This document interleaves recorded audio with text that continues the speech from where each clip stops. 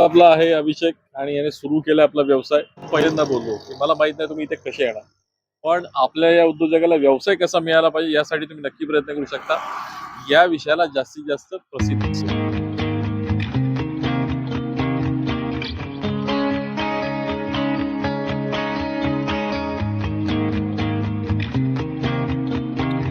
म्हणजे आता आपण डोंबिवलीमध्ये आलो आणि आपला मित्र आहे अभिषेक सुर्वे.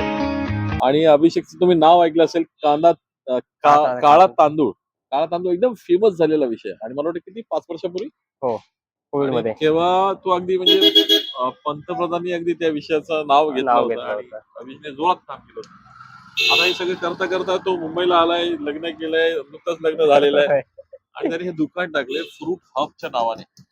आणि तरी कालच सुरू झालं आपलं दुकान. कालच सुरू झालं आपलं. आता हे दुकान जे आहे ना ते एम्स हॉस्पिटलच्या अगदी बाहेर आहे. मला माहित नाही की आता तुम्ही इथे कसे येणार, काय येणार आहे, पण एम्स हॉस्पिटलच्या बाहेर आहे आणि या परिसरातले जर तुम्ही असाल तर डेफिनेटली आपल्या इथल्या या उद्योजकाच्या या स्टॉलला ज्यूसला भेट द्यायची आहे. काय तुझी स्टोरी जरा सांग सगळ्यांना आपल्या. कसं आता माझा भाऊ जस्ट युरोपवरून आल्याच्या नंतर मग आम्ही घरी होतो.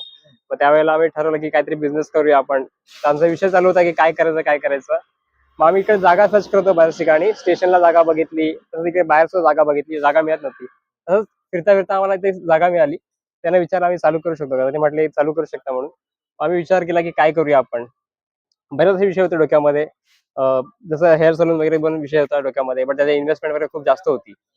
मग त्यानंतर मग विचार केला फ्रुट्स मध्ये आपण डील करू शकतो, कारण फ्रुट्स मध्ये फ्रुट्स सॅलड. तुझा अॅग्रो म्हटलं तुझा आवडता विषय. हा, ऍग्रिकल्चर हा माझा आवडता विषय आहे. त्याच्यामुळे मग म्हटलं फ्रुट्स मध्ये जाऊया आपण थोडंसं. मग फ्रुट्स मध्ये फ्रुट्स, सॅलड आणि ज्यूस असे तिन्ही ऑप्शन ठेवले त्याला आपण इथे. त्याच्यामुळे कसं आपले फ्रुट्स हे रॉ मटेरियल सुद्धा होतं आणि हॉस्पिटल सप्लाय सुद्धा करू शकतो आपण. इव्हन लोकांना एक हेल्दी ऑप्शन मिळतो. आणि फ्रूट सॅलड खूप चांगला कॉन्सेप्ट चालू आहे. त्याच्यामुळे फ्रूट सॅलड आणि ज्यूस, फ्रेश ज्यूस देतो आपण तिथे लोक. आपल्याकडे ज्यूस आहेत, सगळे फ्रेश ज्यूस मिळतात आपल्याकडे. त्यानंतर आपल्याकडे मिल्क शेक्स आहेत, फ्रूट बाउल्स आहेत आणि मोहितोज मिळतात. फ्रूट बाउल मध्ये आपल्याकडे 2 ऑप्शन्स आहेत. एक साधा फ्रूट बाउल आहे, त्याच्यामध्ये फक्त फ्रुट्स मिळतील. आणि फ्युजन बाउल म्हणून एक कॉन्सेप्ट आपण आणली आहे. त्याच्यामध्ये फ्रुट्स, आईस आणि हे मिळतं, लच्छा वगैरे टाकून देतो आपण, एकदम आईस्क्रीम आईस गोळा टाईप. त्याच्यामध्ये आपण स्पेशल मुलांसाठी, शाळेतल्या मुलांसाठी आपण 10 रुपये डिस्काउंट ठेवलंय. आणि मोहितोज आहेत जे यंग क्राऊडला अट्रॅक्ट करतील असं ऍक्च्युली.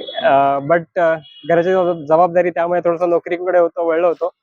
बट आता पुन्हा परिस्थितीनेच आपल्याला पुन्हा बिझनेसकडे आणलंय, त्यामुळे पुन्हा बिझनेसकडे वळलो. हाच व्यवसाय निवडण्याचं कारण म्हणजे मी स्वतः ऍग्रिकल्चर मधून आहे आणि ऍग्रिकल्चर माझा खूप आवडता विषय आहे. त्यामुळे फ्रुट्सचा सब्जेक्ट आपण निवडलेला आहे. मोठी स्वप्न आहेत अजून, आपल्याला अॅग्रो टुरिझम कडे जायचंय पुन्हा, आणि आपली पूर्ण कोकणाकडे जायचंय आणि कोकणाला अजून समृद्ध करण्याची इच्छा आहे. म्हणजे असा आपला आहे अभिषेक आणि याने सुरू केला आपला व्यवसाय. सगळ्यांनी सपोर्ट करा. परत मी जो पहिल्यांदा बोललो की मला माहित नाही तुम्ही इथे कसे येणार, पण आपल्या या उद्योजकाला व्यवसाय कसा मिळाला पाहिजे यासाठी तुम्ही नक्की प्रयत्न करू शकता. या विषयाला जास्तीत जास्त प्रसिद्धी द्या. धन्यवाद. जय हिंद, जय कोकण.